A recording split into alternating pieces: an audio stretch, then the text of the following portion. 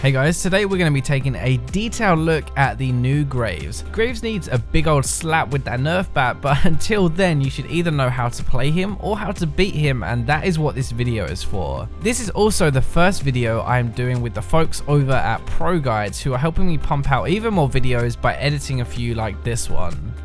Graves is great as a top laner, an AD carry, or a jungler, so where are we going to put him? Well, most of his play at the moment is in the jungle, so that's where we're going to focus on. He doesn't really use attack speed like a normal AD carry. In fact, actually, we're playing him more like a bruiser than anything else. He has insane damage, a lot of that is burst damage too. He has pretty good clear, good ganks, his smoke screen now completely blocks vision, and he gets pretty tanky too. Another reason why we're going to take a look at him in the jungle is because of how good his clear is. His clear is insanely strong, but not only is it reasonably fast, but he takes virtually no damage. So when you're in the jungle, you want to be kiting back while you're reloading, and you want to make sure that you reload both shots and then start to shoot again. Because of your knockback, if you move after each shot, you'll actually take virtually no damage, and when you have that dash, it makes it even better. Remember that after using your dash, it automatically reloads one of your shots again. It's also an auto attack reset, so it's even better for kiting. So we know why he's strong, we know how to clear and stay relatively healthy, and now let's tackle what to build. Graves has really high base damage on his abilities, so while we do want some AD, we're actually really after some armor pen too. We're going to be going for the warrior enchant, but then we can either get the challenging smite or the tracker's knife. Challenging smite is more well rounded, I'd say, and I'd recommend it definitely at lower elo because it gives you some combat stats, like you take less damage and you do some more damage too. Tracker's knife is going to give you some more map control, and it also covers up Graves' kind of early weak game a little bit, because if he gets invaded, you have the wards to spot it coming. For boots, we're going to be getting boots of swiftness. Like, you don't really want attack speed because you don't benefit much from it anymore with your reload mechanics. There's no point getting berserkers like a normal AD carry. We could get other things like merc treads or ninja tabby, but boots of swiftness is going to help us get around the map a little bit quicker. Now, as we said earlier, you have really high base damage, right? So this is where we're going to start getting some armor pen with a ghost blade and more of our mortars. Those two are going to be our core. More is a really good mix between an offensive and a defensive item. Again, it gives you more armor pen, but it's giving you some magic resist and that shield as well. Those are going to be our core, so from there we can kind of decide what we want. If we want more damage, then Bloodthirster, Last Whisper, even Rapid Fire Cannon would be pretty good on him. If we want some pure defense, then you could go for something like a Visage or maybe even a Banshees, but honestly, most of the time, if you want some defense, then you want to be going for the Asterix Gauge. For runes and masteries, we're going to be running 12-18 and picking up the Thunderlord's Keystone. It basically just gives us even more burst when we already have a ton. For runes, we're going to be running AD or armor pen reds, armor yellows, magic resist or cooldown blues, and then AD or armor pen quints. We kind of touched on it earlier, but AD will help with your early clear, but armor pen will let you do so much more damage to champions. At the moment, I personally like taking armor pen reds and AD quints. So that's the basic stuff down, but what about how to actually play Graves? Well, we've kind of already gone over how to clear on Graves early in the jungle, but when we're ganking, we really are relying on our huge burst damage to carry. Remember as well that the closer you are to someone, the more damage you're going to do, so it's higher risk, but higher reward too. Now, playstyle wise, we want to kind of be playing like a Lee Sin or an Elise. We want to keep our farm up early, but gank whenever we can. Most junglers really can't go up against Graves and his damage. Even somebody like Lee Sin is going to struggle, so don't be afraid to put that shotgun to use. The only final thing to point out really early is how fast you can take that scuttle crab. Because of your shotgun pushback, you'll actually reduce the crab's armor and magic resist straight away and take it extremely quickly without using anything, so it's like free gold really, and some map pressure too. Teamfights can be a little bit tricky on Graves. You don't really have any poke anymore, and you're all about that burst damage with your Q and your ultimate. So until you get some defense, you'll need to play fights kind of like an AD carry, at the back dishing out tons of damage. The things to focus on mainly are trying to fire your Q into the middle of the enemy team as much as possible, and using that ultimate of yours if they all group together. Some of the most common mistakes I see on Graves are firing your Q at the tank in front of you instead of firing past him to like hit the back line, and also saving your ultimate to last hit the kill. Yeah, it's kind of nice having the gold right and the kills to pad your stats, but I'd rather personally win the fight, and dealing that huge amount of damage when they are grouped together is going to help turn that fight into your favor. It's not actually all about damage on Graves, like that is the obvious thing, right? But your smoke screen is so underrated. Try to use your smoke screen on their carries at the back or even just in front of them actually to stop them walking forward and attacking your team. If this ever happens to you, you'll see what I mean, but seriously, they cannot see anything at all, they cannot do anything, and that is enough to win a team fight on its own sometimes. They can't dodge, they have no idea if the enemy team is running at them, and it kind of just cripples the carry completely. Okay, so how to beat Graves. This is one you're probably actually watching the video for, and there are 3 things that are really effective against Graves, and that is poke, crowd control, and assassins. Assassins is probably bottom of those 3 actually. These aren't as effective as you'd think honestly, but it's still a good way to remove him from the fight. Graves tends to build Sterix and Hex Drinker, which can be hard to get through actually, but he doesn't build much pure defense really, and he can be shut down. At the very least, the really good thing is that you can get him out of the fight, make him low, and as we said before, he doesn't really have any damage from range. He has to be close to do it. Poke is probably the second most effective way of dealing with him. Graves' Q is low range. He can't poke with it. In fact, he can't do anything from range before a fight breaks out. This is where poke can really take his health total down without him really being able to do anything about it. If you can play the poke game and you can hit him while staying at range, you'll be able to deal with Graves really easily, and it's one of the reasons why Blue Ezreal is pretty decent against him. Crowd control is the most effective way to completely shut a Graves down. At the end of the day, even if he doesn't play much like an AD carry, he still is one, and he's still relatively low health. It's not the easiest thing ever, but piling onto a Graves with a Malphite ultimate or Leona ultimate or Alistar Pulverize, like anything like that can lock him in place and will most likely mean he dies. He relies on 2 things mostly, his kiting and his burst to win fights, and he can't unleash either of those if he's stunned, so that's the best chance you have. It's kind of like a Katarina actually. Pick a heavy crowd control team against him and you're good to go. Anyway, thank you to Pro Guys for helping me out with this video. Make sure you go and check out their website. They do have a bunch of quality stuff there to help you improve.